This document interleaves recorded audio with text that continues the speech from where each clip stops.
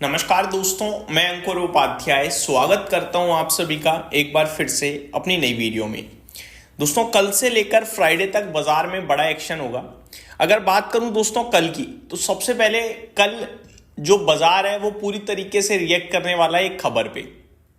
वो खबर है भारत यूएस की ट्रेड डील को लेकर। एक बार फिर से ट्रेड डील को लेकर बातें गर्म हो गई हैं, क्योंकि यूएस डेलीगेशन भारत आ रहा है 10 दिसंबर को। 10 दिसंबर यानी कि बुधवार को।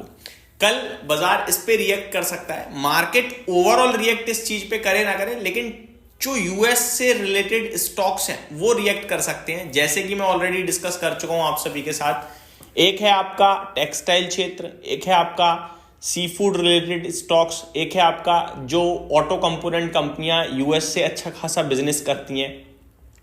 ये सारे ही स्टॉक्स कल रिएक्शन दे सकते हैं, पॉसिबिलिटीज हैं, और हो सकता है इग्नोर भी करने इस खबर को। दोनों ही चांसेस पूरे पूरे हैं।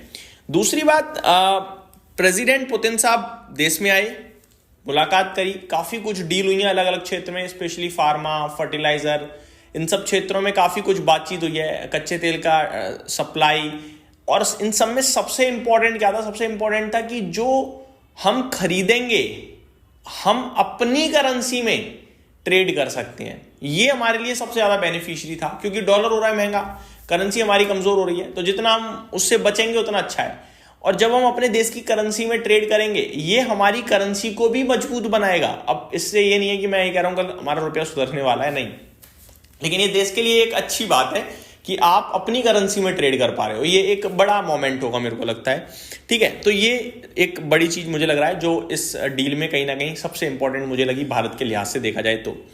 बात करें दोस्तों दूसरी बड़ी बात की, अगर फ्राइडे का आप FIDIs का डेटा उठाकर देखोगे, जैसा कि मैं ऑलरेडी कह भी चुका हूं कि मेरे को अच्छा लग रहा है। पहली बात तो अच्छी ये लगी कि सेलिंग थोड़ी कम थी Friday as compared to daily basis.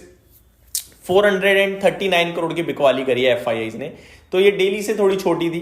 दूसरी बात, जो ओवरऑल फिगर है ना वो काफी अच्छा था। फॉर एग्जांपल, FIIs की इंडेक्स फ्यूचर्स में 235 करोड़ की बाइंग, स्टॉक फ्यूचर्स में 1405 करोड़ की बाइंग, इंडेक्स ऑप्शन में 3300 करोड़ की बाइंग। तो ये सारी चीजें पॉजिटिव थी।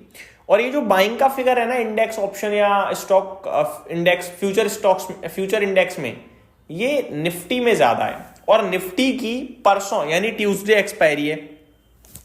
तो कल बाजार रिएक्ट करेगा पॉजिटिव, मेरे को लगता है ट्रेड डील प्लस FIIs के न्यूट्रल टू पॉजिटिव डेटा पे। और परसों एक्सपायरी के चलते मुझे लगता है तेजी करने वाला जीतेगा इस बार, मंदी करने वाले के चांसेस मुझे थोड़े लग रहे हैं कम। ठीक है जी, अब बाजार किधर जा सकता है इसकी बात करते हैं। सबसे पहले लेवल्स, निफ्टी बंद हुआ है 26,185 पे।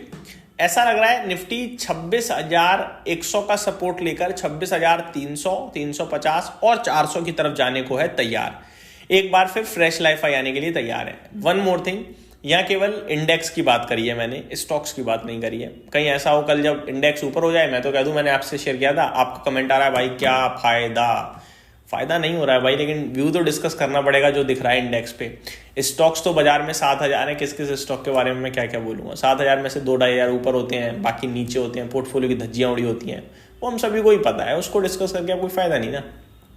तो निफ्टी पे लेवल्स के हिसाब से पॉजिटिविटी दिख रही है, और एक बार फिर बैंकिंग फाइनेंशियल लीड कर सकता है।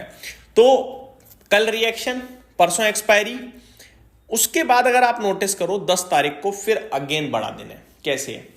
फेड पॉलिसी आनी है रात में, 3 IPO आपके बाजार में लिस्ट होंगे, मीशो, एकस और एक और जो विद्या वायर्स। ठीक है, फिर 11 तारीख को हम रात में फेड पॉलिसी पे अमेरिका रिएक्ट करेगा, 11 तारीख को मॉर्निंग में हम लोग रिएक्ट करेंगे, और 11 तारीख को ही RBI की पॉलिसी में जो अनाउंसमेंट हुआ है 1 लाख करोड़ के लिक्विडिटी छोड़ी जाएगी मार्केट में OMO के जरिए, उसमें से 50,000 करोड़ 11 दिसंबर को सरकारी बॉन्ड परचेस करेगी RBI।